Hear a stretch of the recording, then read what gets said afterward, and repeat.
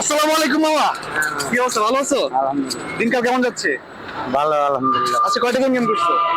আজকে ইনকাম তো মনে করেন, এটা তো মনে করেন যে মাল টাল বাচ্চা দিলে বেচলে বাদে কোন দেবো, মানে এমনিতে কত কত টাকা ইনকাম হয়? কিন্তু 700-800। 700-800 টাকা। আমি যদি তোমাকে আজকে, তুমি সারাদিনে যত ইনকাম করো ইনকামের টাকাটা দিয়ে দিই, তুমি কি খুশি হবা?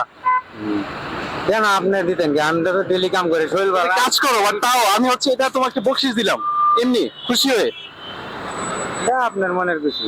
আচ্ছা ঠিক আছে।